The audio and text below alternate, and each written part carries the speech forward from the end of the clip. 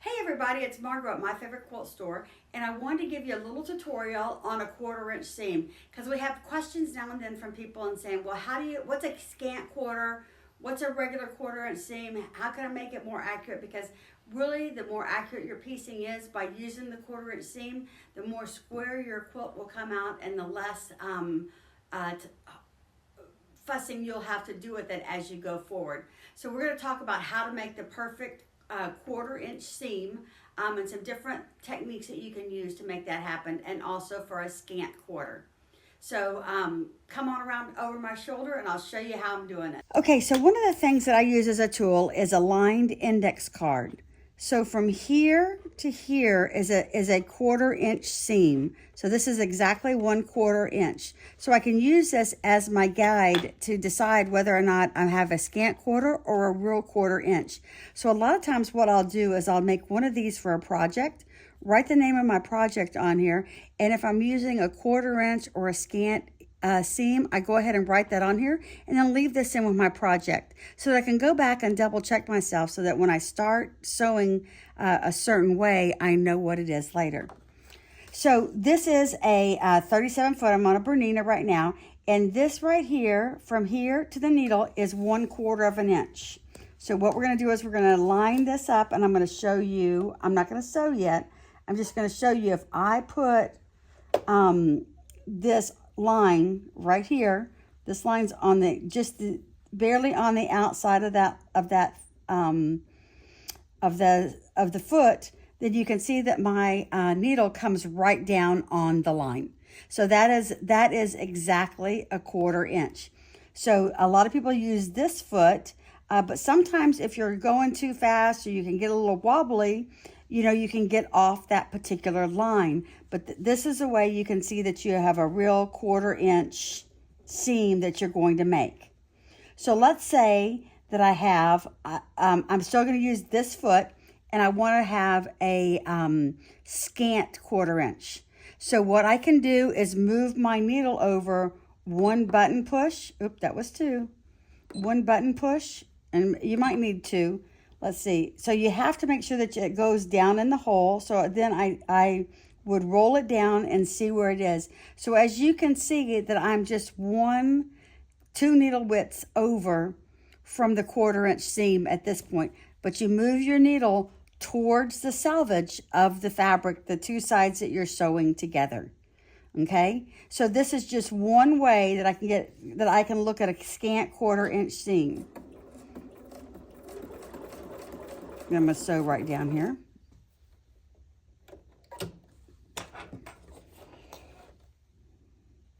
So as you can see, it's a scant 1/4 inch seam. So let's say I was working on another project. I could still come back to this. And as you can see, I got a little off here.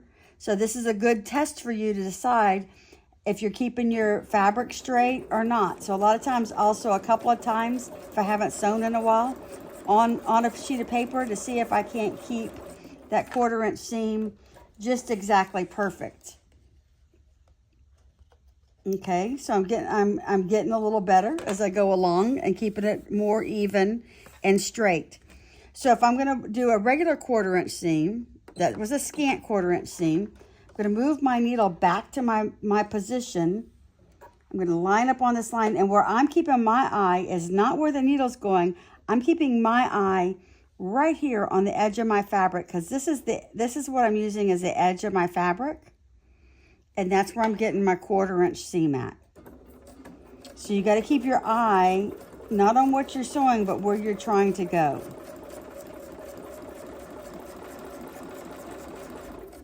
And this will help you, if you have a bunch of index cards, you'll be able to see how accurate you're sewing and how your 1/4 inch seam is going. So you can see I wiggled a little bit in through there, but for the most part, I've got a pretty close 1/4 inch seam. So this is what I use to test myself with to see if I'm sewing accurately or not accurately when I'm sewing. So there's another method that you can use. So I don't always use this foot. A lot of times what I'll use is the foot that has the the guide on it.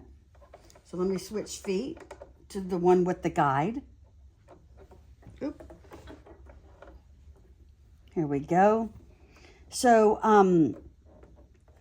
this guide helps you control where your fabric goes.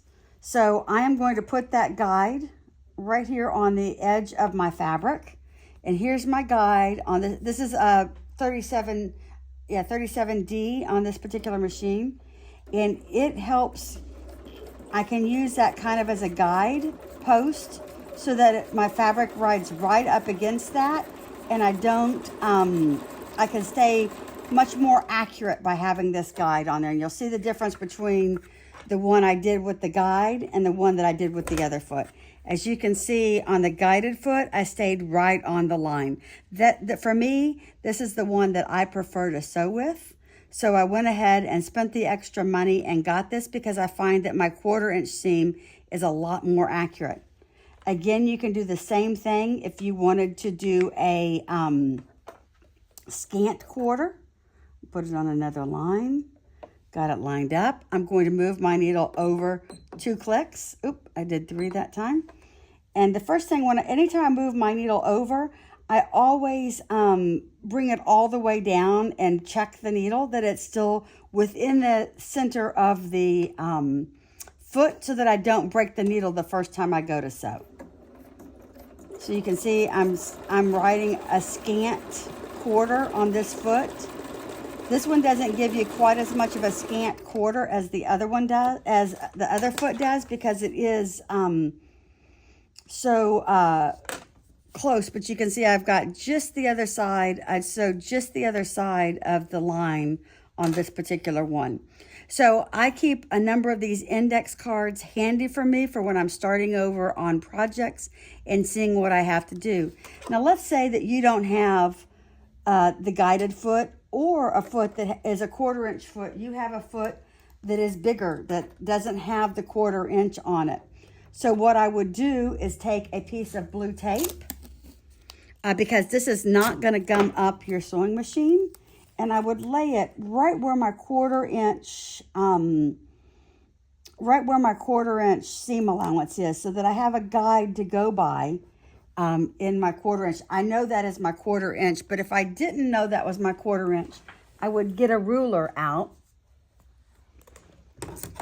and line it up with, and put my presser foot down on it, make sure it's right where my needle is. In the center of this line right here is my 1/4 inch line right here, and then line this up on the 1/4 inch and lay it down.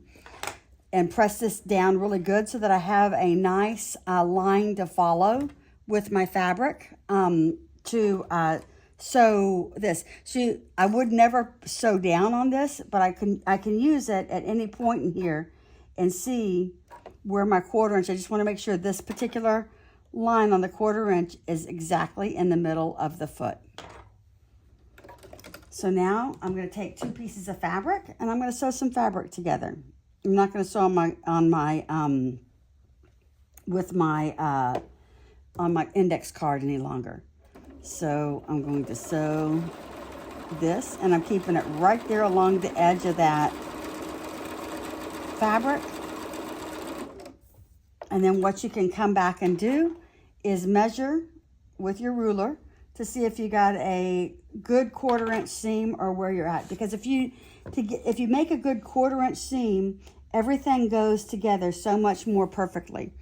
So here, maybe I can get the white line on this. Oh, here's this one shows you the black line that's exactly the 1/4 inch seam. So you can see that it lines up perfectly on that 1/4 inch, this line right here. You can't see the sewing, but it lines up perfectly on that 1/4 inch seam right there. And so you have a good 1/4 inch seam. So these are just 3 different methods that I would use depending upon the sewing machine I have, the feet I have, how much money I want to spend on this. But I want to make sure that I have a great 1/4 inch seam, because that makes the blocks go together so much better in the end.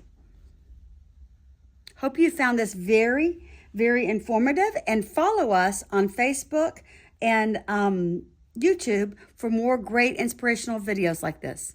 Thank you.